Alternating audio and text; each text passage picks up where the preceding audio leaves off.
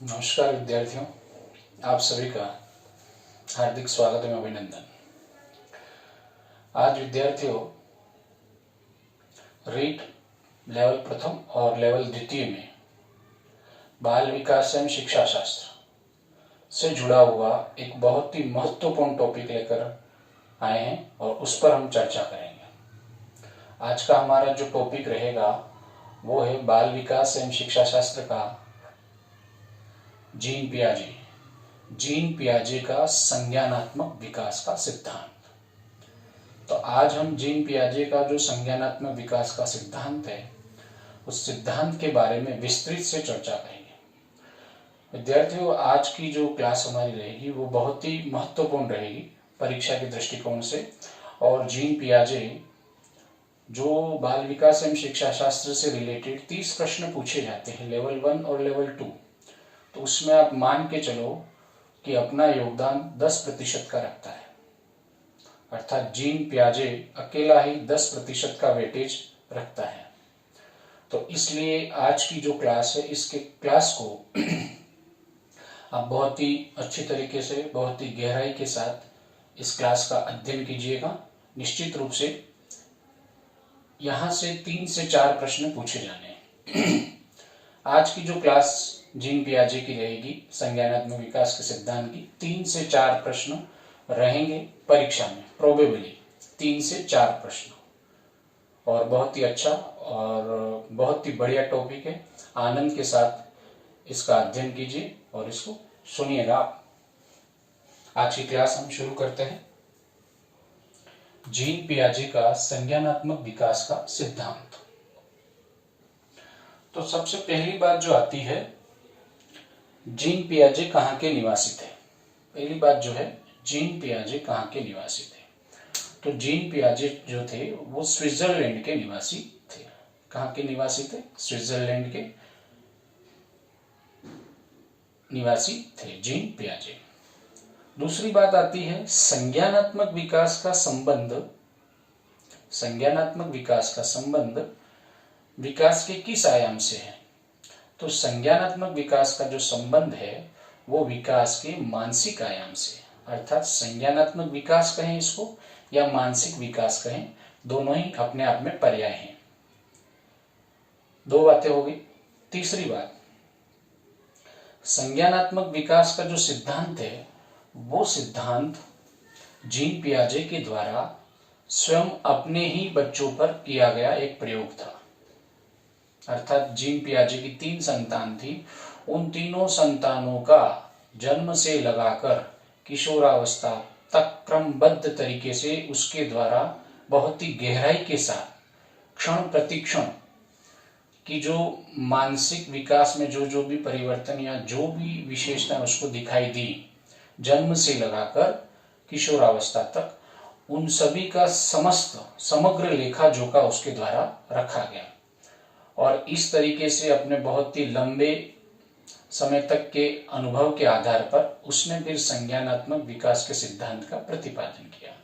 तो संज्ञानात्मक विकास के सिद्धांत का प्रयोग या इसको प्रतिपादन करने से पूर्व इसने अपने ही बालकों, 3 बालक थे, 3 बच्चे थे उसके, उस पर उनका जो मानसिक विकास जो हो रहा था जन्म से लगाकर किशोरावस्था तक, उसका समग्र रूप से उसके द्वारा अध्ययन किया गया और उसी का लेखा जोखा क्षण प्रतिक्षण का उसके पास रहा, उसने रखा उसका लेखा जोखा। जो भी उसमें मानसिक बदलाव हो रहे थे, संज्ञानात्मक बदलाव हो रहे थे, उनका लेखा जोखा उसने रखा।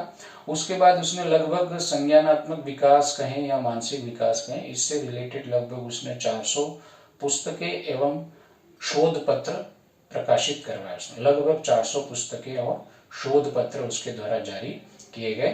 तो परीक्षा की दृष्टि से बहुत ही महत्वपूर्ण है आज का टॉपिक। 3 से 4 बातें अपन ने अभी तक जान ली। स्विट्जरलैंड के निवासी थे कौन? जीन पियाजे। और दूसरी बात जो थी कि जो संज्ञानात्मक विकास का सिद्धांत है अब किसके द्वारा दिया गया? जीन पियाजे के द्वारा। संज्ञानात्मक विकास के सिद्धांत का संबंध किससे है? मानसिक विकास से। और इसमें मानसिक विकास या बुद्धि के विकास की 4 अवस्थाएं उन्होंने बताई। मानसिक विकास या बुद्धि के विकास की 4 अवस्थाएं उनके द्वारा बताई गई। और इनके द्वारा ये कहा गया कि बालक जो होता है वो अपने मन से सीखता है, अपने मस्तिष्क से सीखता है, अपने ज्ञान का निर्माण स्वयं करता है। बालक अपने ज्ञान का निर्माण स्वयं करता है, अपने मन का, अपने मस्तिष्क का निर्माण स्वयं करता है। ये बात उन्होंने मुख्य रूप से रखी थी।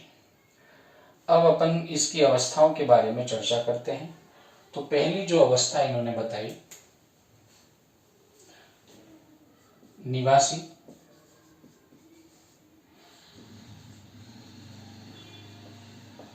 स्विट्जरलैंड। कौन सा सिद्धांत दिया? संज्ञानात्मक विकास का सिद्धांत। संज्ञानात्मक विकास का सिद्धांत। संज्ञानात्मक विकास का संबंध किससे है? मानसिक विकास से। मानसिक विकास से संज्ञानात्मक विकास का संबंध है। अब अपन जानते हैं संज्ञान। संज्ञान का अर्थ क्या होता है? संज्ञान का अर्थ होता है अच्छी तरीके से समझना। संज्ञान का अर्थ होता है अच्छी तरीके से समझना या ज्ञान प्राप्त करना। तो अच्छी तरीके से समझना या ज्ञान प्राप्त कैसे किया जाएगा? कौन कौन सी ऐसी मानसिक क्रियाएं हैं जिसके द्वारा हम अच्छी तरीके से किसी विषय वस्तु को या हमारे आसपास के वातावरण को समझ सकते हैं, उसके बारे में हम जानकारी प्राप्त कर सकते हैं। तो वे समस्त क्रियाएं जिसके माध्यम से हमें वातावरण का, आसपास के वातावरण का ज्ञान प्राप्त होता है, तो वो सभी मानसिक क्रियाएं जो होंगी वो किस में आ जाएंगी? संज्ञान में आ जाएगी, संज्ञानात्मक विकास में आ जाएंगी। तो संज्ञान का मतलब यही है, ज्ञान प्राप्त करना अच्छी तरह से। इसका शाब्दिक अर्थ यही होता है, अच्छी तरह से ज्ञान प्राप्त करना। अब ज्ञान प्राप्त किससे किया जाएगा? ऐसी कौन सी क्रियाएं करेंगे जिससे ज्ञान प्राप्त किया जाएगा? तो उन्होंने वो क्रियाएं भी इसमें शामिल कर ली संज्ञानात्मक, जैसे संवेदना, प्रत्यक्षीकरण, स्मरण, तर्क, चिंतन, समस्या समाधान आदि। अर्थात ये ज्ञान प्राप्त करने की प्रक्रियाएं हैं, क्रियाएं हैं, जिसके माध्यम से बालक स्वयं, वातावरण के माध्यम से या अन्य बाह्य घटकों से अपना मानसिक विकास करता है। संवेदना, प्रत्यक्षीकरण, स्मरण, तर्क, चिंतन, समस्या समाधान, ये सभी ज्ञान प्राप्त करने की क्रियाएं हैं जो संज्ञान में शामिल है। संज्ञान अच्छी तरीके से ज्ञान प्राप्त करना, किसके माध्यम से करना? प्रत्यक्षीकरण, स्मरण, तर्क, चिंतन, समस्या समाधान आदि और भाषा के माध्यम से ज्ञान प्राप्त करना। ठीक है, तो यहाँ तक अपन ने समझा संज्ञान क्या है, संज्ञानात्मक विकास क्या है। संज्ञानात्मक विकास में हम क्या पढ़ेंगे? तो बुद्धि के विकास की 4 अवस्थाएं पढ़ेंगे या मानसिक विकास की 4 अवस्थाएं हम इसमें पढ़ेंगे। पहली जो अवस्था आती है, थोड़ी सी अपन इस पे सामान्य चर्चा कर लेते हैं। पहली जो अवस्था रहेगी वो अवस्था है इंद्रिय गामक अवस्था। इंद्रिय गामक अवस्था समझने की बात है विद्यार्थियों। इंद्रिय गामक अवस्था, इंद्रिय गामक अवस्था ही क्यों रखा इन्होंने? पहली अवस्था का नाम इंद्रिय गामक ही क्यों रखा? ये सोचने की विषय वस्तु है। तो इंद्रिय का मतलब होता है ज्ञानेंद्रिय। हमारे इंद्रिय, ज्ञानेंद्रिय, जिसके माध्यम से हमें बाह्य जो वातावरण है या बाह्य जो कारक है उनका अनुभव हमें प्राप्त होता है, उनका हमें अनुभव प्राप्त होता है। और हर ज्ञानेंद्रिय से जुड़े हुई एक पार्टिकुलर संवेदना होती है। हर ज्ञानेंद्रिय से जुड़ी हुई एक संवेदना होती है, एक भाव होता है, एक एहसास होता है। जैसे उदाहरण के तौर पे हम देखें, हमारी ज्ञानेंद्रियों में 5 हैं। तो जैसे आंख है, तो आंख से हम देखने की संवेदना हमें मिलती है। आंख से हम क्या करते हैं? देखते हैं। दूसरी आ गई कान। कान से हम क्या करते हैं? सुनते हैं। आंख से देखना, कान से सुनना, त्वचा से महसूस करना, स्पर्श करना। और चौथी जो ज्ञानेंद्रिय रहेगी आंख, कान, नाक। कान से क्या कर लिया? सुन लिया। नाक से क्या हो गया? सूंघना। त्वचा, त्वचा से स्पर्श किया। और जिह्वा, जीवा से क्या किया हमने? जीवा से क्या किया हमने? स्वाद लेना, अर्थात ज्ञानेंद्रियों के माध्यम से आसपास का जो वातावरण है उसका ज्ञान अर्जन करना। तो इसीलिए इसका नाम क्या रखा? इंद्रिय जनित गामक अवस्था। इंद्रिय गामक अवस्था या इंद्रिय जनित गामक अवस्था। तो इंद्रिय को शब्द को हमने समझा कि हमारे जो 5 ज्ञानेंद्रिय हैं, उन 5 ज्ञानेंद्रियों से हम संवेदना के माध्यम से कुछ अनुभव करते हैं और उसी के माध्यम से क्या होता है, हमारे मस्तिष्क की जो प्रक्रियाएं हैं, मानसिक विकास की जो प्रक्रियाएं हैं, वो कहाँ से शुरू होती? संवेदनाओं के माध्यम से ही शुरू होती। ज्ञानेंद्रियों ने जो कुछ देखा, सुना, महसूस किया, वो सब संवेदनाएं हमारे मस्तिष्क के तंत्र तक जाती है। वहां पे फिर उससे रिलेटेड बहुत सारी क्रियाएं होती हैं मस्तिष्क से रिलेटेड, और फिर हम बाह्य वातावरण या पर्यावरण से ज्ञान प्राप्त करते हैं, हमें ज्ञान का अनुभव होता है। तो इंद्रियों के द्वारा पहली जो अवस्था है, इंद्रिय जनित गामक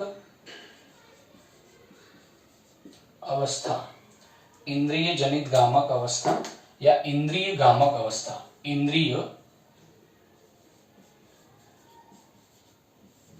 गामक अवस्था,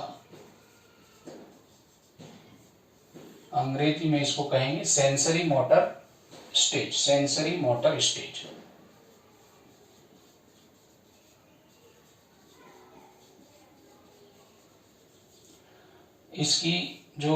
इसका जो अपन कहें कि पीरियड रखा, टाइम पीरियड वो रखा जन्म से 2 वर्ष। अब समझना विद्यार्थी, जन्म से 2 वर्ष, बालक जैसे ही जन्म लेता है क्या होता है? जन्म लेता है बालक और उस समय असहाय की स्थिति में होता है। असहाय की स्थिति में होता है, अर्थात वो अपनी जो आवश्यकता की चीजें हैं, जैसे भूख लगना, प्यास लगना और अन्य यदि उसे कोई कष्ट या पीड़ा का अनुभव हो रहा है, तो उसके पास एक तो भाषा का विकास नहीं होता है, भाषा के मामले में शून्य होता है, भाषा के मामले में शून्य होता है, और शारीरिक विकास की दृष्टि से भी बिल्कुल अपन कह सकते एक तरीके से न्यून है वो, अर्थात उसकी मांसपेशियां या उसका जो शारीरिक विकास है वो इतना परिपक्व है ही नहीं कि वो एक स्थान से दूसरे स्थान जा सके। फिर साथ ही साथ उसका स्वर तंत्र इतना विकसित नहीं है कि वो बोल सके। तो तब वो अपनी जो आवश्यकता की जो चीजें हैं, आवश्यकता के लिए, जैसे आवश्यकता की चीजों में भूख लगना, ठीक है, भूख लगना है, प्यास लगना है, अन्य कोई कष्ट या पीड़ा होना, कष्ट या पीड़ा होना, तो अब इन सब उसकी जो आवश्यक क्रियाएं हैं, ये जो एक मनुष्य को जीवित रखने के लिए जरूरी होती है, भूख लगना, प्यास लगना, ये सब चीजें उसको पूर्ण करनी होती है। तो उनके लिए भूख लगेगी, प्यास लगेगी, कष्ट या पीड़ा होगी, तो उसके पास देखो भाषा का विकास नहीं है, भाषा का विकास न्यून है, शारीरिक विकास इतना नहीं है कि वो स्वयं जाके उस वस्तु या उस भोजन तक जाके, उस पानी तक जाके अपनी प्यास को मिटा सके, अपनी भूख को मिटा सके, या वो इतना सक्षम नहीं है कि कोई किसी वस्तु से उसे कष्ट या पीड़ा हो रही है तो उस वस्तु को निवारण कर सके, उस वस्तु को वहां से हटा सके। भाषा के विकास का अभाव, और शारीरिक विकास भी इतना है नहीं उसमें, शारीरिक विकास का अभाव, अर्थात एक 4 से 5 साल का बालक जितनी क्रियाएं करता है उन सभी का भी उसमें अभाव है। अब होगा क्या कि जैसे उस बालक को भूख लगेगी, जैसे उस बालक को भूख लगेगी वो रोएगा, रोना शुरू कर देगा। साथ ही साथ कोई वस्तु उसके पास पड़ी है तो उस वस्तु को मुंह में डालना, निगलना शुरू कर देगा, रोना और निगलना शुरू कर देगा। तो अर्थात उसने अपनी जो भावनाएं थी, अपनी जो भावनाएं थी वो भावनाएं किसके माध्यम से प्रकट की? उसको जो पीड़ा हो रही थी या भूख लग रही थी, किसके माध्यम से प्रकट की? इंद्रिय और गामक, अर्थात गामक का मतलब होता है पेशी क्रियाएं, पेशी क्रियाओं के माध्यम से वो रोने लगा, वस्तु को निगलने की क्रिया करने लगा, तो अपनी इंद्रिय और गामक अर्थात इंद्रियों के माध्यम से और अपनी पेशियों के माध्यम से उसने अपनी जो व्यथा थी उसको प्रकट किया, रोया और वस्तुओं को निगलना शुरू किया। तो हम ये अनुमान लगाते हैं कि इसको भूख लगी है। उसी तरीके से यदि उसको प्यास भी लगी होगी तो भी रोना शुरू करेगा वो। या हमने जैसे कोई अंगूठा, हमारा अंगूठा या हाथ उसको देते हैं तो उसको चूसना शुरू करता है, चूसना शुरू कर देता है। तो इस तरीके से शुरुआत के जो 2 वर्ष होते हैं उसमें बालक असहाय की स्थिति में होता है, अपने स्वयं के जो कार्य है उसको वो नहीं कर पाता है, दूसरों पर आश्रित होता है। तब उसको जो आसपास के वातावरण का जो समस्त अनुभव होता है या अपनी जितनी भी आवश्यक क्रियाओं को संपादित करना चाहता है, उन सब क्रियाओं को संपादित करने के लिए, अपने माँ बाप तक उसकी सूचना पहुंचाने के लिए, अपने परिवारजनों तक सूचना पहुंचाने के लिए वो अपनी इंद्रियों का इस्तेमाल करता है और पेशी क्रियाओं के माध्यम से वो अपने जो भी कार्य हैं या अपनी जो भी क्रियाएं हैं उनको प्रकट करता है। और इस तरीके से संपूर्ण 2 वर्षों में वो अपने इंद्रियों और अपने पेशी कौशल के माध्यम से, अपने पेशी विकास के माध्यम से, अपनी पेशियों के माध्यम से, पेशी विकास के माध्यम से वो अपनी जो भी अपने जो भी अपन कह सकते हैं उसको भूख लगी है या प्यास लगी है, उसे कष्ट हो रहा है या पीड़ा हो रही है, अपने जो भी अनुभव है उनको प्रकट करता है। संक्षेप में अपन कहेंगे, संक्षेप में अपन क्या कहेंगे मित्रों? संक्षेप में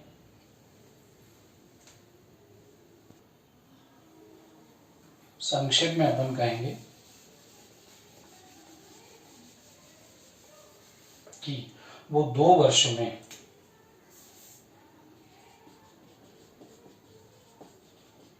अपनी ज्ञानेंद्रियों अर्थात उसकी जो ज्ञानेंद्रियों से जो संवेदनाएं प्राप्त होती हैं उसके माध्यम से और अपनी गामक क्रियाएं जैसे गामक क्रियाओं में अपन कह सकते हैं उसका सिर उठाना है, टोड़ी उठाना है, बैठना है, घुटनों के बल चलना है, सीढ़ियों पे चलना है, एक स्थान से दूसरे स्थान, पेशी संबंधी जो गतिविधियां हैं, पेशियों से संबंधित वो सभी गतिविधियां वो करता है।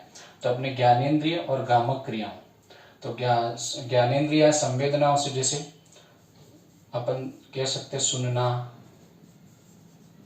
देखना, स्पर्श करना, ठीक है, सुनना, देखना, स्पर्श करना, और भी जो भी है वो जैसे सूंघना भी है वो भी आएगा। गामक क्रियाओं में जैसे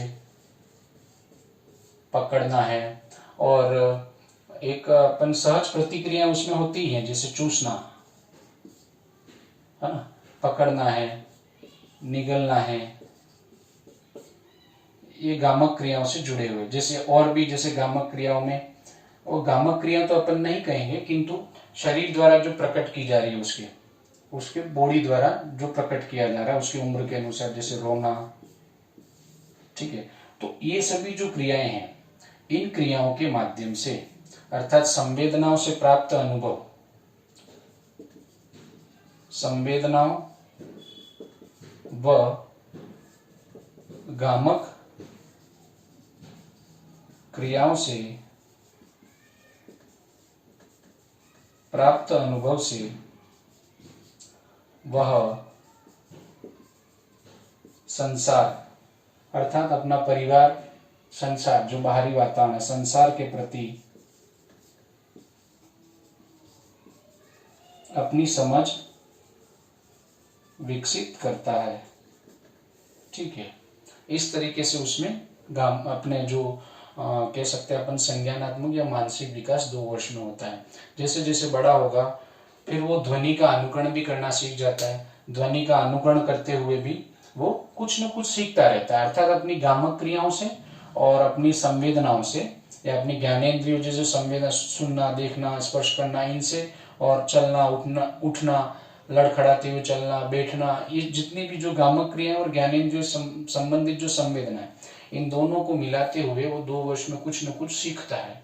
और उसमें क्योंकि भाषा का विकास उसमें है नहीं, उसको अपनी आवश्यकताएं भी इन्हीं के माध्यम से पूरी करनी है। तो जैसे ध्वनि का पीछा करना अर्थात अनुकरण के माध्यम से भी उसमें मानसिक विकास होता है। अनुकरण के माध्यम से भी उसमें मानसिक विकास होगा। तो हमें यही ध्यान रखना है कि शुरुआती 2 वर्ष में अपनी ज्ञानेंद्रियां और गामक क्रियाओं से प्राप्त जो अनुभव होते हैं, उन अनुभवों के माध्यम से वो संसार के प्रति एक समझ विकसित कर लेता है। तो इंद्रिय जनित गामक अवस्था, इंद्रिय गामक अवस्था जन्म से 2 वर्ष, और इसमें जो वस्तु स्थायित्व है, वस्तु स्थायित्व का भाव क्रमशः धीरे धीरे विकसित होता है। अर्थात शुरुआत में क्या होता है, कोई वस्तु बालक के सामने है तो उसके सामने से वो वस्तु हटाते ही उसका अस्तित्व समाप्त हो जाता है, उसके लिए उसका कोई अस्तित्व नहीं। उसके सामने जैसे डस्टर रखा, डस्टर उसके सामने, वो पकड़ने गया, अपन ने वहां से हटा लिया तो उसका कोई इतना रिएक्शन नहीं होगा, अर्थात उसके लिए वो वस्तु समाप्त होगी, उस वस्तु का कोई स्थायित्व नहीं है, तो वो कहलाता है वस्तु स्थायित्व। तो इसकी एक मुख्य विशेषता ये हो सकती है इंद्रिय जनित गामक की। एक तो ये प्रश्न बन सकता है, वस्तु स्थायित्व का भाव क्रमशः विकसित होने लगता है, अर्थात 18 महीने के बाद वस्तु स्थायित्व का भाव क्रमशः विकसित होता है। दूसरा, इंद्रिय जनित गामक अवस्था जन्म से 2 वर्ष है, इसमें अपनी ज्ञानेंद्रियों के मध्य से प्राप्त जो अनुभव है और अपनी गामक क्रियाएं, इनसे जो प्राप्त अनुभव है उसी के माध्यम से आसपास के वातावरण का, आसपास के संसार का, वो उसके संसार के प्रति या वातावरण के प्रति अपनी समझ को विकसित कर लेता है। अर्थात शुरू में अपनी क्रियाएं ज्ञानेंद्रियों के माध्यम से बालक सीखता है, ये हमें ध्यान रखना है। तो पहला प्रश्न, जन्म से 2 वर्ष, पहली अवस्था कौन सी होगी? बुद्धि के विकास की या संज्ञानात्मक विकास की जीन पियाजे के अनुसार पहली अवस्था कौन सी होगी? इंद्रिय जनित गामक अवस्था या इंद्रिय गामक अवस्था, जिसे सेंसरी मोटर स्टेज भी कहते हैं। दूसरा प्रश्न, कहां से कहां तक है इसकी अवधि? जन्म से 2 वर्ष, और इसमें वस्तु स्थायित्व क्रमशः विकसित होगा। दूसरा, ज्ञान की प्राप्ति कैसे करता है? गामक क्रियाओं के माध्यम से और ज्ञानेंद्रियों से जो प्राप्त संवेदना है, उन संवेदनाओं के अनुभवों से वो ज्ञान प्राप्त करता है, ज्ञान प्राप्त करेगा। अवस्था जन्म से 2 वर्ष। अच्छा, इंद्रिय जनित गामक अवस्था का संबंध निम्न में से किस अवस्था से? ऐसा प्रश्न यदि पूछा जाए तो ये जो विकास की जो सामान्य अवस्थाएं हैं उसमें किसमें आ जाएगा? ये शेषवावस्था में, शेषवावस्था में। ये 3 से 4 प्रश्न कुछ यहाँ पे बनते हैं जो हमें ध्यान रखना है। पहली अवस्था इंद्रिय जनित गामक अवस्था, जन्म से 2 वर्ष, इसका संबंध शेषवावस्था से, और 18 महीने के बाद क्रमशः वस्तु स्थायित्व का भाव विकसित होता है। ज्ञानेंद्रियों, गामक क्रियाओं के माध्यम से जो उसको अनुभव प्राप्त होते हैं उसी के माध्यम से संसार के प्रति अपनी समझ को विकसित कर लेता है। अर्थात उसके सीखने का माध्यम क्या होगा? उसके मानसिक या संज्ञान विकास का माध्यम ये ज्ञानेंद्रियां और उसके द्वारा जो क्रियाएं की जाएंगी, गामक पेशी क्रियाएं की जाएंगी, उससे वो सीखता है।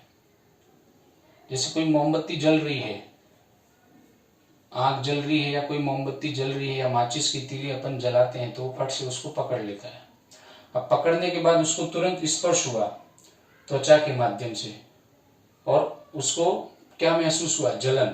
जलन महसूस हुई, तुरंत अपना हाथ हटा लेता है, रोने लगता है। दूसरी बार जब उसको देखेगा उस माचिस की तीली को जलते हुए या मोमबत्ती को जलते हुए, तो उसकी तरफ नहीं जाएगा, दूर से दूरी बना लेगा, वहां से पीछे की तरफ चला जाएगा। अर्थात जो भी सीखना है इंद्रियों के माध्यम से, गामक क्रियाओं के माध्यम से सीखना है। पहली अवस्था ये है। इसी के माध्यम से इसलिए सीखता है, स्वर तंत्र विकसित नहीं होता है, शारीरिक रूप से परिपक्व नहीं है। स्वर तंत्र विकसित नहीं होगा, भाषा का इस्तेमाल नहीं कर सकता है। भाषा का इस्तेमाल नहीं कर सकता है तो अपनी आवश्यकताएं तो उसको पूरी करनी है, तो किसके माध्यम से करेगा? ज्ञानेंद्रियों और गामक क्रियाओं के माध्यम से। उम्मीद करता हूं यहां तक आपको समझ में आ गया होगा। अब आगे की अवस्था देखते हैं।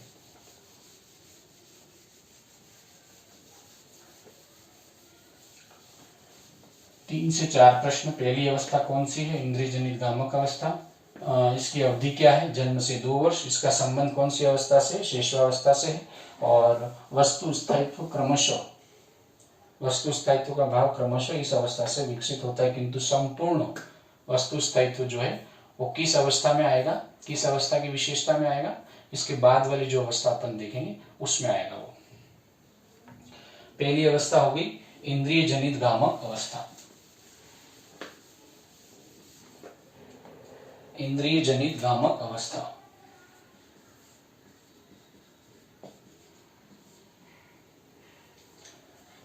इंद्रिय जनित गामक अवस्था या फिर संवेदी पेशी अवस्था, संवेदी गामक अवस्था भी कह सकते हैं। इससे बढ़िया आप इंग्लिश में याद रखो, सेंसरी मोटर डेवलपमेंट, नहीं सेंसरी मोटर स्टेज। इसमें कोई चेंज नहीं करेगा वो, ये हमें ध्यान रखना है, ठीक है। बुद्धि के विकास की प्रथम अवस्था जन्म से 2 वर्ष। इसका संबंध शेषवावस्था। ज्ञानार्जन कैसे करता है?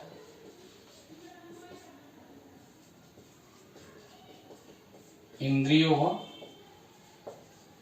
गामक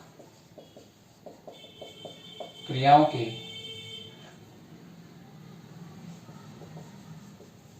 संयुक्त अनुभव से ज्ञान प्राप्त करता है। दूसरी अवस्था पूर्व संक्रियात्मक अवस्था।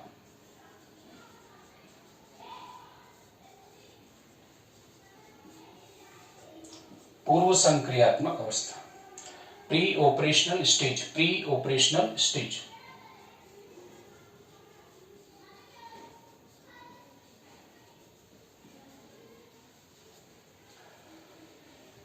संज्ञानात्मक विकास की दूसरी अवस्था, जीन पियाजे के द्वारा प्रतिपादित संज्ञानात्मक विकास की दूसरी अवस्था कौन सी है? पूर्व संक्रियात्मक अवस्था। पूर्व संक्रियात्मक अवस्था की अवधि क्या रहेगी? 2 से 7 वर्ष। 2 से 7 वर्ष, ये दूसरा प्रश्न। 2 से 7 वर्ष, तो इसको समझना है। संवेदी पेशी में क्या था? बालक असहाय था, भाषा का विकास नहीं हुआ है, शारीरिक रूप से भी परिपक्व नहीं है, वो एक स्थान से दूसरे स्थान पर स्वयं होकर नहीं जा सकता है। अब जैसे 2 वर्ष का हो जाता है बालक, तो धीरे धीरे उसका पेशी विकास हो जाता है। अब वो चलना जानता है, एक स्थान से दूसरे स्थान जा सकता है। धीरे धीरे उसका जो स्वर तंत्र है वो विकसित हो रहा है। लगभग अपन कह सकते हैं 2 वर्ष में लगभग 200 शब्द लगभग उसको सीख लेता है। तो अब धीरे धीरे भाषाई विकास अर्थात उसका जो स्वर तंत्र वो विकसित हो रहा है, भाषा का विकास हो रहा है, एक स्थान से दूसरे स्थान चलकर जा सकता है, अर्थात अब वो अनुकरण भी कर सकता है, यानी घर से बाहर निकल कर भी हमारा अनुकरण कर सकता है, हमारी क्रियाओं का अनुकरण वो कर सकता है। दूसरी तरफ अब यदि उसको कोई आवश्यकताएं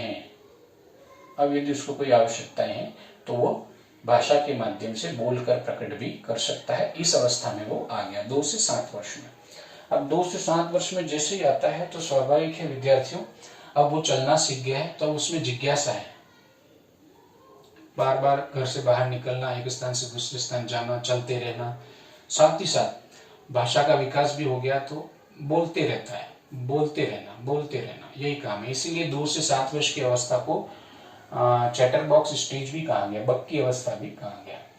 अब भाषा का विकास हो गया, पेशी विकास भी हो गया, चल भी सकता है। अब उसमें उत्सुकता बहुत है, उत्सुकता हर बार की रहती है, मतलब हर चीज को समझने की उसमें उत्सुकता रहती है। और यही उत्सुकता है कि वो पूर्व संक्रियात्मक अवस्था में भाषा का विकास कर लेता है। तो पूर्व संक्रियात्मक जो अवस्था है वो उसमें भाषा के विकास के दृष्टिकोण से सबसे महत्वपूर्ण अवस्था है। इसमें उसका जो भाषाई विकास वो सर्वाधिक होता है, यूं कह सकते हैं अपन इस अवस्था में। ठीक है। और वो जो भाषा का जो विकास होता है, वो विकास जो होगा वो अनुकरण के माध्यम से वो सीखता है।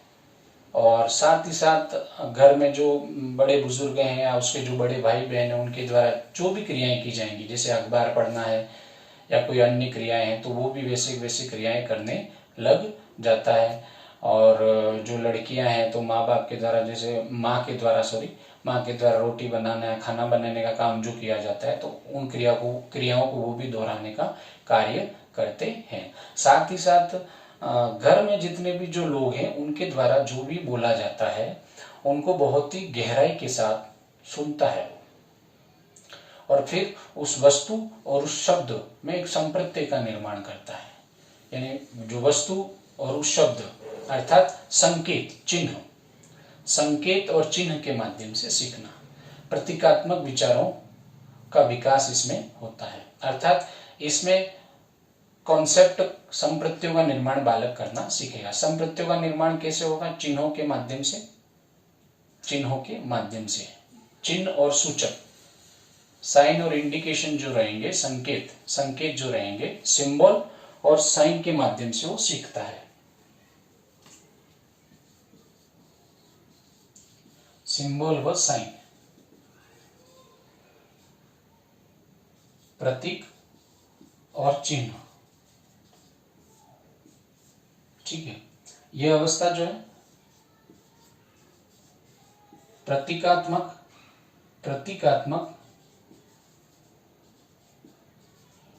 विचार विकसित होते हैं। इसमें प्रतीकात्मक विचार विकसित होते हैं।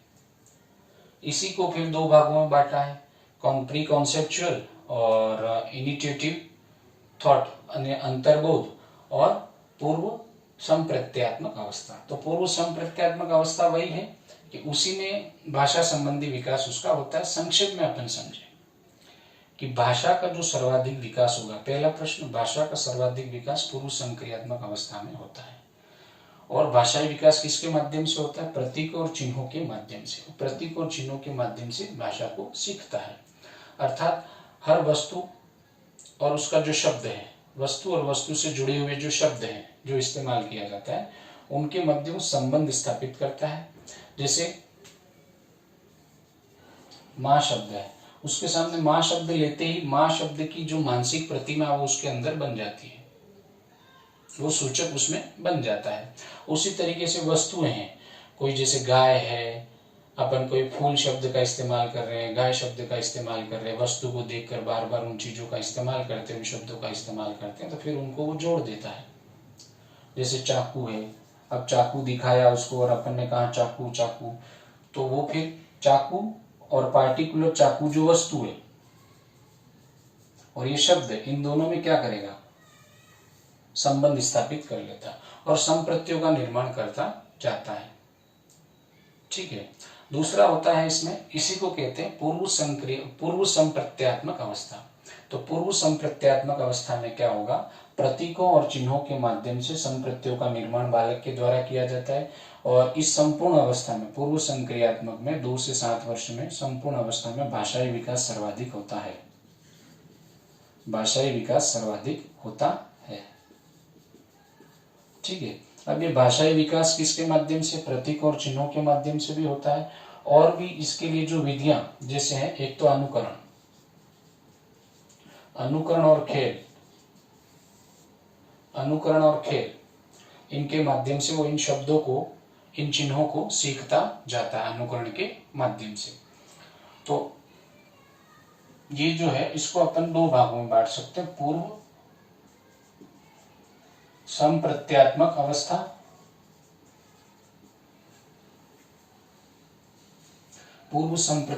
अवस्था और दूसरा है अंतर्बोध अवस्था या अंतर्बोध विचार, अंतर्बोध अवस्था या विचार। ठीक है, ये ध्यान रखना। तो पूर्व संप्रत्यात्मक 2 से 4 वर्ष, 4 से 7 वर्ष। बस ये कॉन्सेप्ट मेकिंग हर चीज के लिए आपसे पूछेगा, ये क्या है, ये वस्तु क्या है, ये कौन सी है, इस तरीके से प्रश्न करते रहना। और फिर वस्तु और वस्तु से रिलेटेड शब्द की प्रतिमाएं बनाना और मानसिक प्रतिमाओं का निर्माण करता है। सीखता कैसे है? प्रतीकों व चिन्हों के माध्यम से, प्रतीकों व चिन्हों के माध्यम से वो सीखता है, संप्रत्यों का निर्माण करता है। इस संपूर्ण अवस्था में 2 से 7 वर्ष में भाषाई विकास होगा। जहां लगभग 2 वर्ष का बालक 200 शब्द सीखता है, वहीं 6 या लगभग 7 वर्ष का बालक 6000 शब्दों का निर्माण कर लेता है, अर्थात 6000 शब्दों का विकास उसमें हो जाता है। ठीक है, तो भाषाई विकास के लिए पूर्व संक्रियात्मक अवस्था, पूर्व संप्रत्यात्मक अवस्था में प्रतीकों और चिन्हों के माध्यम से संप्रत्यों का निर्माण करता है। और प्रतीकात्मक विचार,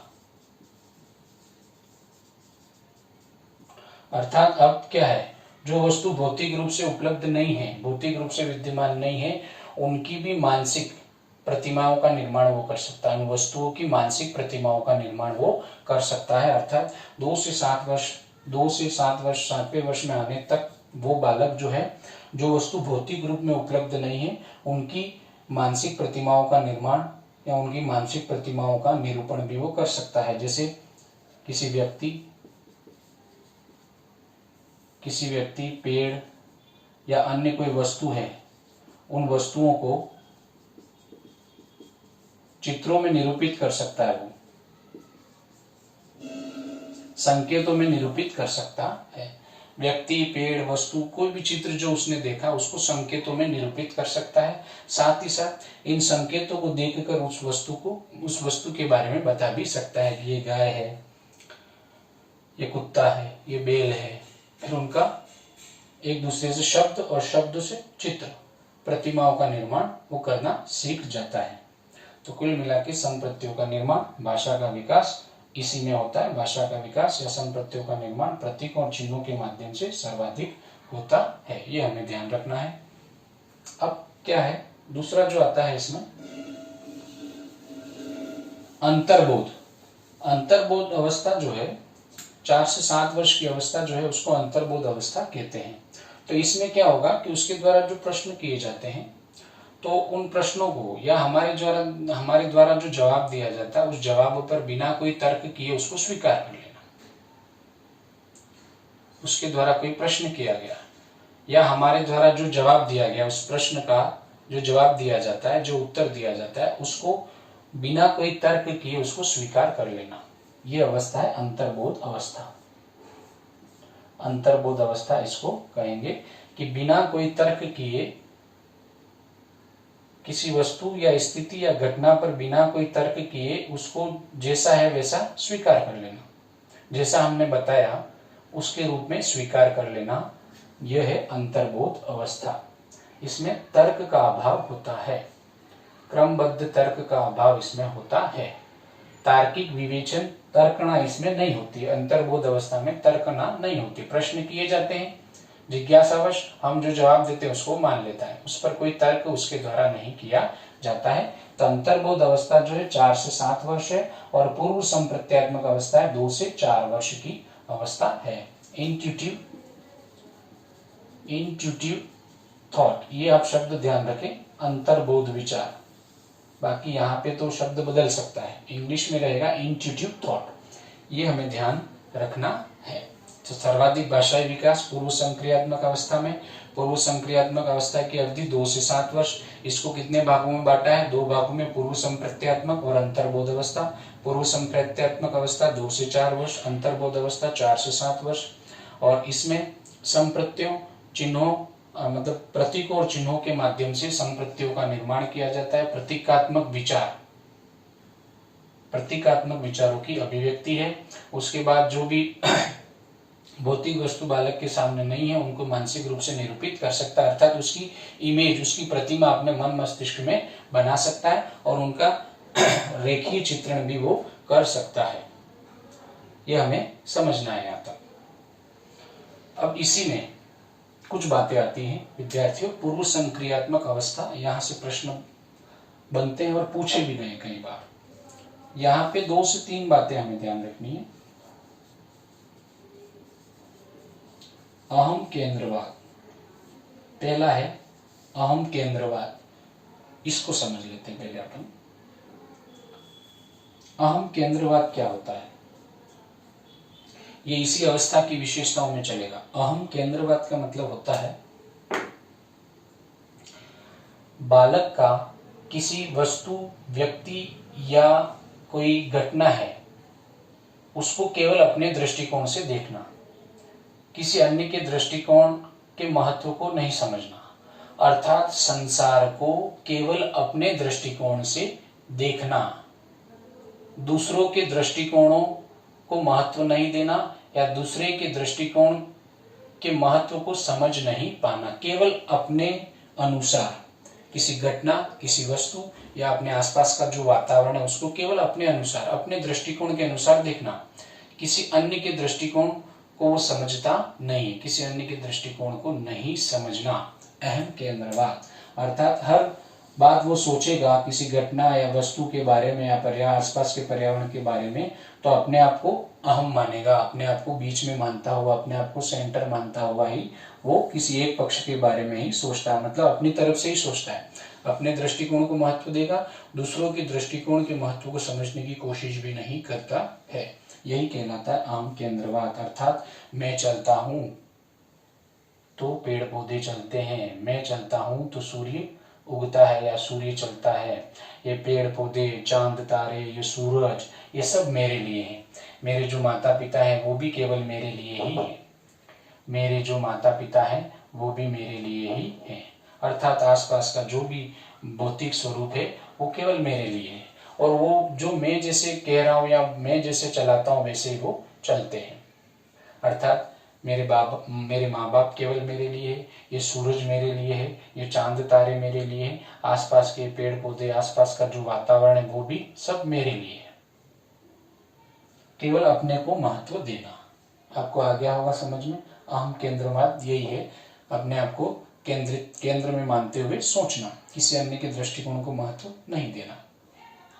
ठीक है, मतलब आसपास की सभी वस्तुएं केवल मेरे लिए हैं। मेरे माँ बाप, ये सूरज जो उगता है वो भी मेरे लिए उगता है, अस्त होता है वो भी मेरे लिए अस्त होता है, पेड़ पौधे वो भी मेरे लिए, मैं दौड़ता हूँ तो वो भी दौड़ते हैं, मैं चलता हूँ तो वो भी चलते हैं।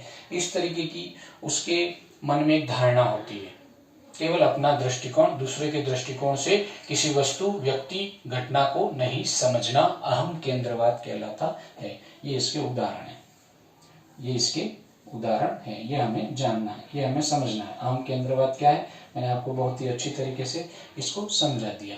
अब होता क्या, अहम केंद्रवाद की वजह से ही बालक में जीववाद आता है। अहम केंद्रवाद, ईगोसेंट्रिज्म, ईगोसेंट्रिज्म। दूसरा आता है जीववाद, एनिमिज्म, एनिमिज्म।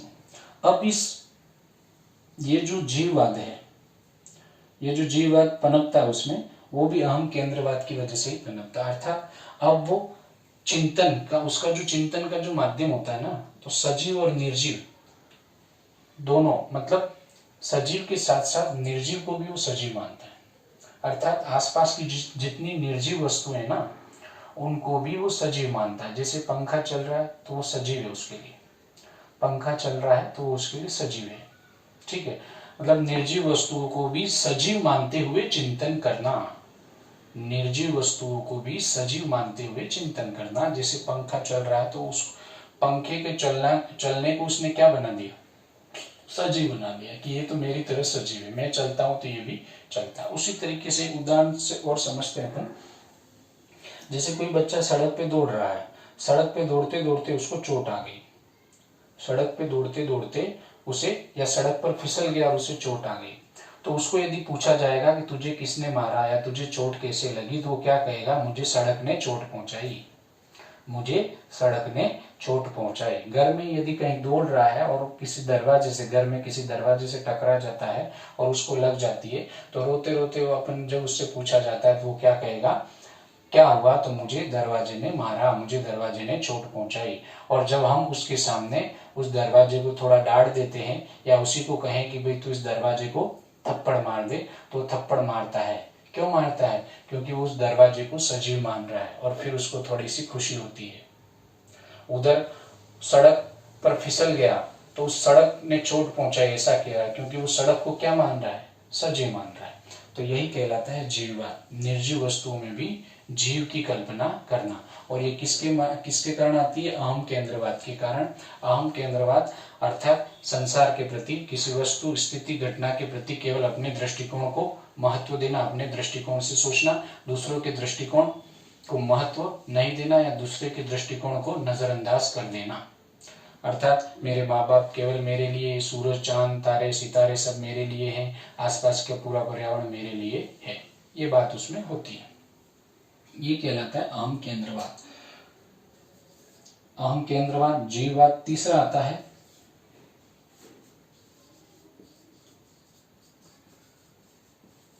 केंद्रीकरण। केंद्रीकरण, सेंट्रेशन।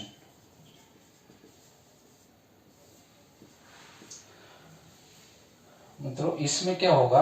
केंद्रीकरण में क्या होगा? किसी वस्तु, व्यक्ति या घटना के किसी एक पक्ष या किसी एक विशेषता को महत्व देना। यानी किसी वस्तु, घटना, कोई वस्तु उसके सामने है या कोई घटना उसके सामने घट रही है, तो उस वस्तु या घटना के किसी एक पक्ष या किसी एक विशेषता को समझना। किसी एक पक्ष या किसी एक विशेषता को ही समझना, अन्य दृष्टिकोण से नहीं समझना। कोई एक पक्ष या कोई एक विशेषता देखकर किसी वस्तु या व्यक्ति के प्रति बात करना। किसी वस्तु, व्यक्ति के प्रति उसकी किसी एक विशेषता या एक पक्ष को समझना और उसी के आधार पर निर्णय लेना, क्या कहलाता है? केंद्रीकरण। उदाहरण के माध्यम से समझते हैं। ये आपने समझ लिया होगा, इसको मैं मिटा देता हूं।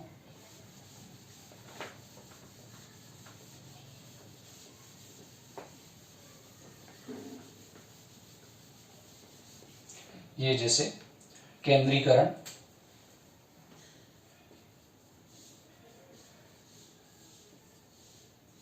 केंद्रीकरण में क्या होगा? किसी वस्तु या घटना की किसी एक विशेषता या एक पक्ष को ही समझना।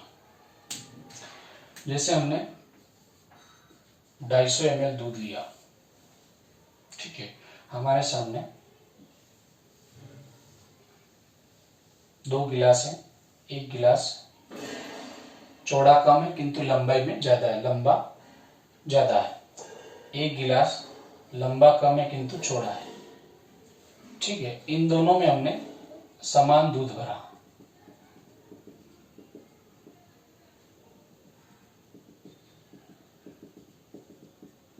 दूध तो हमने समान भरा है 250 ml, किंतु यदि उसको पूछा जाए तो उसका दृष्टिकोण ये जो है, लंबा जो गिलास है, उसको उसकी तरफ ही जाएगा, उस किसी एक विशेषता को, अर्थात ये इसी विशेषता को पकड़ेगा और कहेगा कि लंबा वाला जो गिलास है उसमें दूध ज्यादा है, मैं तो यही पीऊंगा, इसी में दूध पीऊंगा, इसी में जूस पीऊंगा। जबकि जो द्रव्यमान, अर्थात अपन कह सकते हैं कि जितनी जो वस्तु अंदर जो मात्रा है वो तो समान है, किंतु क्या हुआ? आकृति में परिवर्तन हो गया, उसके आकार में, परिधि में परिवर्तन हो गया। एक चौड़े गिलास में डाला तो परिधि ज्यादा है, और ये जो ऊंचे गिलास, लंबे गिलास में डाला है तो ऊंचा ज्यादा दिख रहा है। तो किसी एक पक्ष को ध्यान में रखना, किसी घटना या परिस्थिति के किसी एक पक्ष या विशेषता को ही समझता है वो, बस वही कहलाता है केंद्रीकरण। तो वो क्या कहेगा कि भाई ये जो गिलास है, ये गिलास बड़ा है, मुझे तो इस बड़े वाले गिलास वाला दूध ही चाहिए।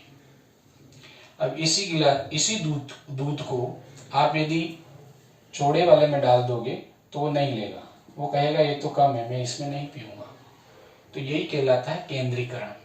ये क्या कहलाएगा? केंद्रीकरण।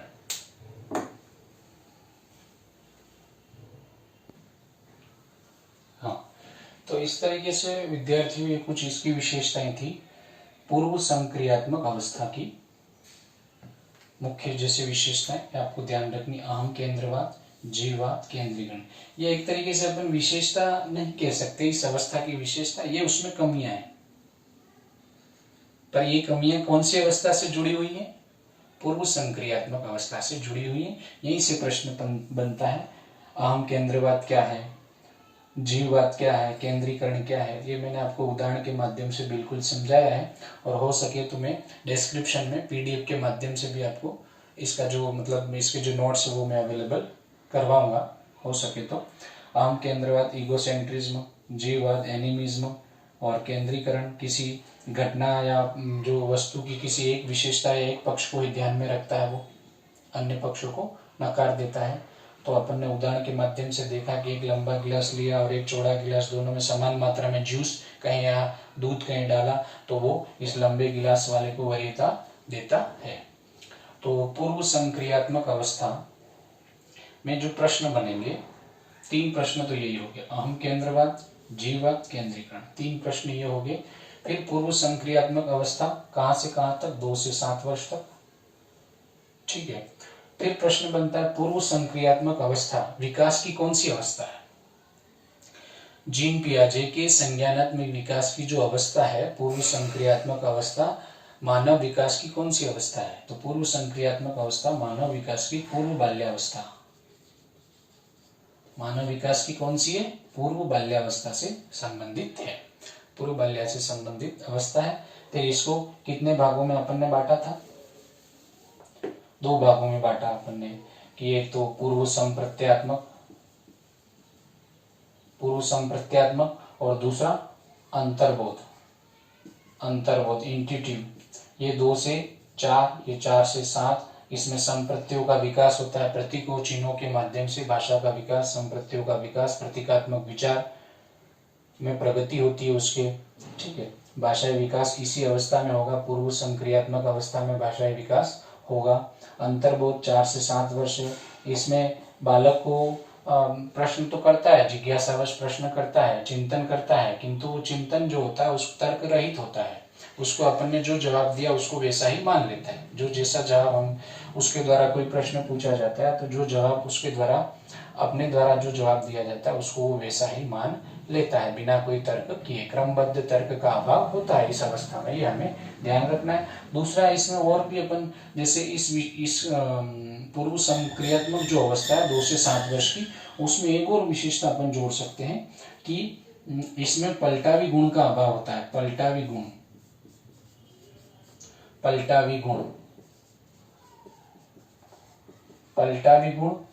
या विलोमीयता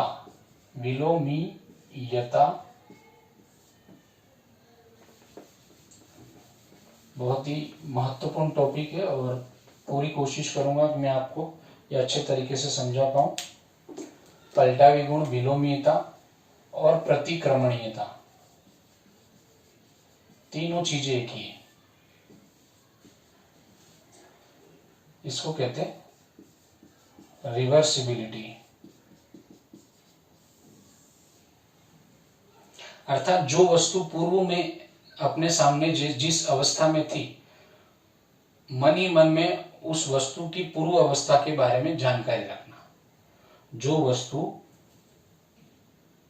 पूर्व अवस्था में जिस आकार में थी या जिस आकृति में थी उसका ध्यान रखना, ये क्या कहलाता है? विलोमीयता का गुण या प्रतिक्रमणीयता या पलटावी गुण। इसको भी अपन समझेंगे।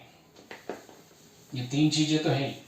यहाँ उसका जो चिंतन है, पूर्व संक्रियात्मक में जो चिंतन है उसका, उस चिंतन में रिवर्सिबिलिटी नहीं होती है। प्रतिक्रमणीयता, विलोमीयता, पलटावी गुण का अभाव होता है। जैसे अपन इसको समझें,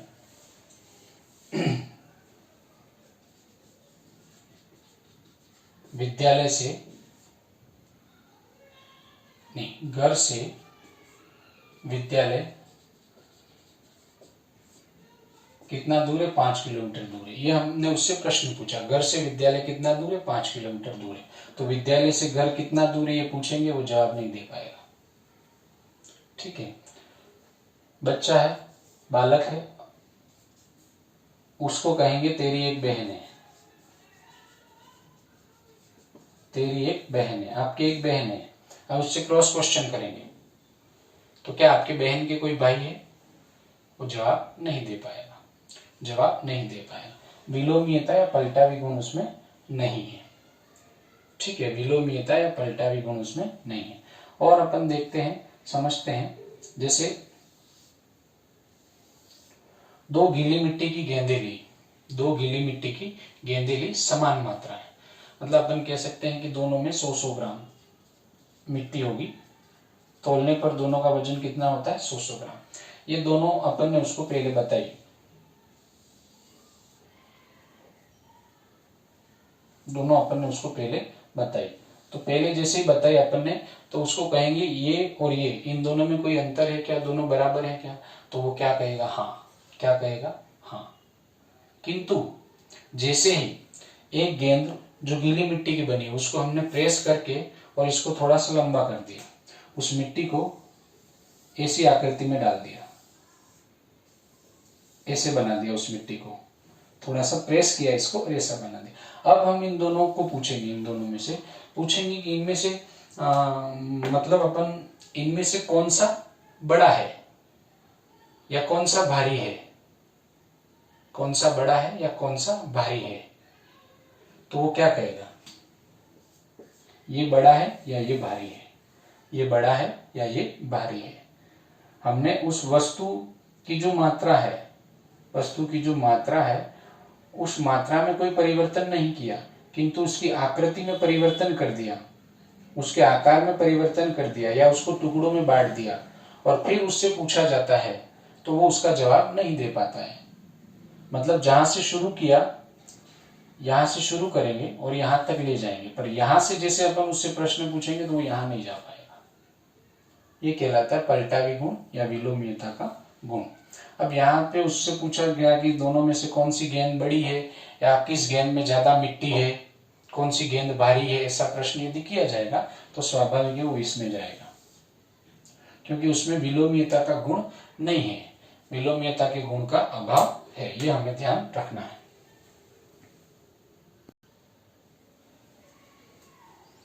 अर्थात दोनों में समान मात्रा में मिट्टी है, पर जैसे इसकी आकृति में परिवर्तन कर दिया अपन ने, फिर पूछते हैं कि दोनों में समान मात्रा में मिट्टी है क्या, तो नहीं कह के यूं कहेगा कि भाई इसमें ज्यादा मिट्टी है। आई बात समझ में? यही कहलाता है प्रतिक्रमणीयता।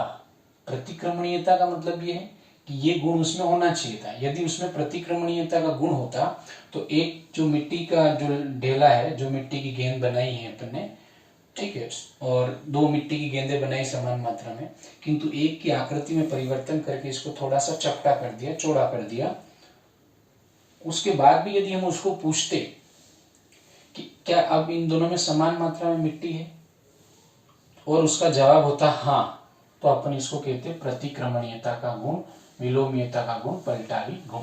किंतु 2 से 7 वर्ष की जो पूर्व संक्रियात्मक अवस्था है उसमें पलटावी गुण नहीं होते हैं। पलटावी गुण या विलोमीयता या प्रतिक्रमणीयता के गुण नहीं होते हैं, अर्थात उसमें अप्रतिक्रमणीयता पाई जाती है 2 से 7 वर्ष के बालक में। ये हमें ध्यान रखना है।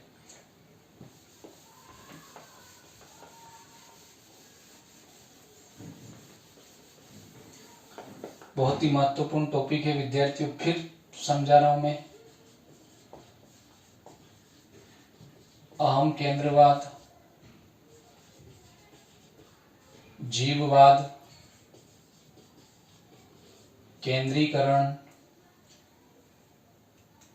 अर्थात किसी एक पक्ष को ही ध्यान में रखना, केंद्रीकरण, और अप्रतिक्रमणीयता, अर्थात उसके चिंतन में ये सब शामिल होते हैं। 2 से 7 वर्ष का जो बालक होता है उसका चिंतन अहम केंद्रवाद होता है, अपने वो केंद्र बिंदु में रखकर सोचता है। जीवात निर्जीव में भी सजीव मानता है, सजीव के गुण मानता है। केंद्रीकरण, उसका जो चिंतन होता है मात्र किसी एक पक्ष या किसी एक विशेषता पर आधारित होता है।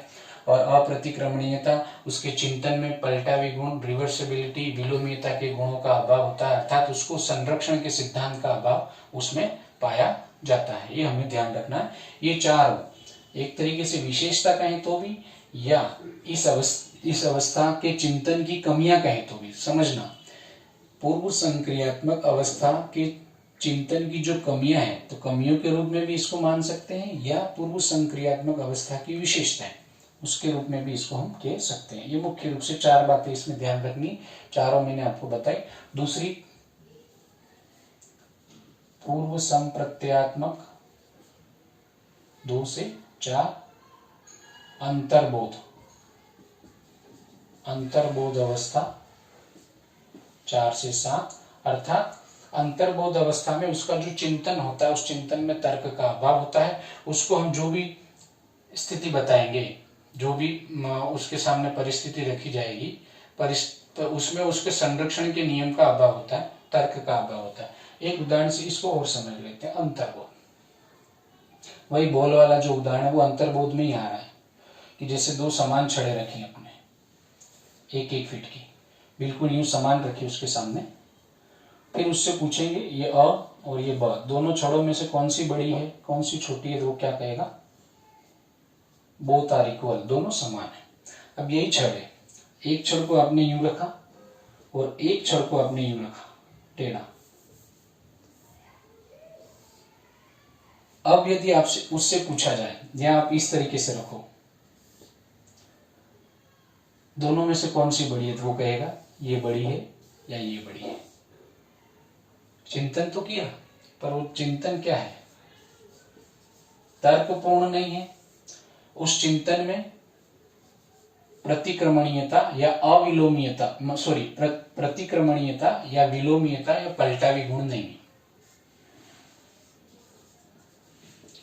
अविलोमीयता, चिंतन किया उसने, पर चिंतन कैसा था, तर्क पर आधारित नहीं था। उस चिंतन में विलोमीयता के गुण नहीं थे, संरक्षण का सिद्धांत भी नहीं था। मतलब मात्रा में कोई परिवर्तन थोड़ी किया है, वस्तु की मात्रा में परिवर्तन नहीं किया, उसकी आकृति में हमने परिवर्तन कर दिया। तो उस बदली हुई आकृति में या उस आकृति में उसका जो परिवर्तन किया उससे उसकी मात्रा में कोई फर्क थोड़ी पड़ा। भाई जैसे अ वाली जो छड़ है वो मान लो 12 इंच की है और ब वाली छड़ भी 12 इंच की है, दोनों छड़ें 12 इंच की हैं, किंतु एक को हमने सीधा रखा और एक की आकृति में परिवर्तन कर दिया या स्थिति में परिवर्तन कर दिया और उसको टेढ़ा रख दिया। तो स्थिति में परिवर्तन करने से या बाह्य परिवर्तन करने से उसकी मात्रा में परिवर्तन थोड़ी हो गया। भाई ये ऐसा तो है नहीं इसकी मात्रा हमने परिवर्तित कर दी, 11 इंच या 10 इंच कर दी, ऐसा तो है नहीं। तो बस इस चीज को वो नहीं समझ पाया। तो ये जो गुण कहलाता, यदि ये इसको समझता तो ये गुण कहलाता था विलोमीयता, विलोमीयता का गुण। और विलोमीयता के साथ यदि तर्क भी है तो विलोमीयता के साथ तर्क भी है तो इन दोनों को मिला के कहलाता है संरक्षण, संरक्षण का सिद्धांत। तर्क वाला क्या है, जो गिलास दूध वाला जो उदाहरण अपन ने दिया था कि एक लंबा गिलास लिया और एक चौड़ा गिलास लिया, दोनों में समान मात्रा में दूध डाला, किंतु एक में क्या हो गया, उसके आयतन में कोई परिवर्तन थोड़ी, मतलब उसकी परिधि में परिवर्तन हो गया। एक ऊंचा दिखाई दे रहा है और एक चौड़ा है तो चौड़े में दिखाई दे रहा है परिधि, आयतन में हमने कोई परिवर्तन, आयतन में परिवर्तन है, द्रव्यमान में कोई परिवर्तन नहीं। 250 ml इसमें भी है, 250 ml इसमें भी है, किंतु वो क्या बताता है, इसको ज्यादा बताता है, इसको कम बताता है। तो ये जो गुण कहलाता है वो कहलाता है तार्किक, तार्किक गुणिता, तार्किक गुणिता, तार्किक गुणिता, लॉजिकल मल्टीप्लिकेशन। और विलोमीयता ये वाला, छड़ का उदाहरण ले सकते हैं, दोनों बोल वाला उदाहरण, एक को चपटा कर दिया एक को वैसा रखा और वो बता नहीं पाया, ये विलोमीयता हो गया, ये तार्किक गुणिता होगी। और विलोमीयता और तार्किक गुणिता को मिलाकर क्या बनता है, संरक्षण का सिद्धांत। संरक्षण का सिद्धांत यही है कि किसी वस्तु की मात्रा में परिवर्तन किए बिना, वस्तु की मात्रा में परिवर्तन किए बिना उसकी आकृति या आकार में हम परिवर्तन कर देते हैं, उसकी आकृति आकार या बाह्य स्वरूप में परिवर्तन कर देते हैं, तो इससे उसके जो गुण है या उसकी जो मात्रा है वो प्रभावित नहीं होती है। इस चीज को हमें समझना है। जो दोनों में यही था, आकृति आकार में परिवर्तन कर दिया, उस दूध को एक लंबे में डाला एक चौड़े में डाला, वही छड़ एक सीधी रखी एक टेढ़ी रखी, एक गेंद चपटी कर दी एक को गोल ही रखा। तो क्या किया, मात्रा और उसके गुणों में कोई परिवर्तन नहीं किया हमने, उसके बाह्य स्वरूप में परिवर्तन कर दिया। तो समझना यह है कि किसी वस्तु के बाह्य स्वरूप में यदि हम परिवर्तन कर देते हैं, उसके आकार या आकृति में परिवर्तन कर देते हैं, तो इससे उसके गुणों या उसकी मात्रा पर कोई प्रभाव नहीं पड़ता। इस चीज को समझना ही कहलाता है संरक्षण। इस चीज को समझना क्या कहलाता है? संरक्षण।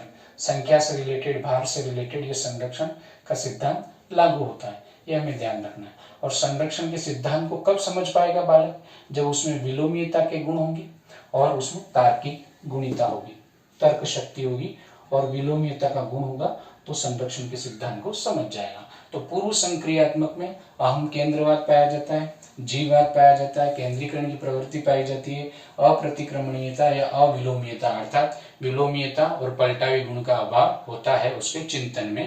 ये मुख्य बातें आपको मैंने बता दी। अंतर्बोध यही है, तर्क का अभाव, ऐसा चिंतन जिसमें तर्क का अभाव है, जिसमें विलोमीयता का अभाव है। अंतर्बोध अवस्था 4 से 7 वर्ष की। दूसरा 2 से 4 वर्ष पूर्व संप्रत्यात्मक अवस्था, इसमें अधिक से अधिक प्रतीकों चिन्हों का उपयोग किया जाता है। अनुकरण के माध्यम से वो भाषा को सीखता है। सर्वाधिक भाषा का विकास पूर्व संक्रियात्मक अवस्था में होता है। तो मुख्य रूप से जो प्रमुख बातें थी वो मैंने आपको डिटेल से बताई है। उम्मीद करता हूँ कि आप इस चीज को समझेंगे, इस अवस्था को आप समझ पाएंगे, इसकी विशेषताओं को समझ पाएंगे। तो यहाँ हमारी 2 अवस्थाएं पूरी होती हैं, इंद्रिय जनित अवस्था या इंद्रिय गामक अवस्था या संवेदी गामक अवस्था, और दूसरी जो अवस्था है पूर्व संक्रियात्मक अवस्था। इनको हमने बहुत ही गहराई के साथ, सूक्ष्मता के साथ इन दोनों का अध्ययन हमने किया है। हाँ विद्यार्थियों, एक और बात, पूर्व संक्रियात्मक अवस्था में वस्तु स्थायित्व भी आ जाएगा। वस्तु स्थायित्व किस अवस्था की विशेषता है? पूर्व संक्रियात्मक अवस्था अहम केंद्रवाद, केंद्रीकरण, जीववाद और चिंतन में अप्रतिक्रमणीयता, ये चारों विशेषताएं कहें या चिंतन की कमियां कहें, ये पूर्व संक्रियात्मक अवस्था में आएगा। 2 से 4 वर्ष संप्रत्यात्मक अवस्था, 4 से 7 वर्ष अंतर्बोध अवस्था। अंतर्बोध अवस्था किसे कहेंगे कि एक ऐसा, इस अवस्था में एक ऐसा चिंतन किया जाता है बालक के द्वारा जिसमें तर्क और विलोमीयता के गुणों का अभाव होता है। उसको जो जैसा कहा जाए वैसा वो समझ लेता है। उसके चिंतन में तर्क का अभाव होता है, विलोमीयता का अभाव होता है, संरक्षण का भी अभाव होता है। तो इन 2 अवस्थाओं के बारे में विद्यार्थियों बहुत विस्तृत से चर्चा की है। आज के इस एपिसोड में, आज के इस वीडियो में हम 2 अवस्थाओं के बारे में काफ़ी अध्ययन कर लिया है। अब आगामी जो 2 अवस्थाएं रहेंगी इसकी, जैसे मूर्त संक्रियात्मक अवस्था और औपचारिक संक्रियात्मक अवस्था, उसका एक नेक्स्ट पार्ट बनाएंगे। उसमें इस जीन पियाजे के पूरे सिद्धांत को अपन क्लियर कर देंगे। आशा और विश्वास करता हूँ कि आज का जो मेरा वीडियो है वो आपके लिए काफ़ी उपयोगी रहेगा। साथ ही साथ आप ऐसी भी उम्मीद करता हूँ कि आप इसे अच्छे तरीके से समझेंगे भी सही। धन्यवाद।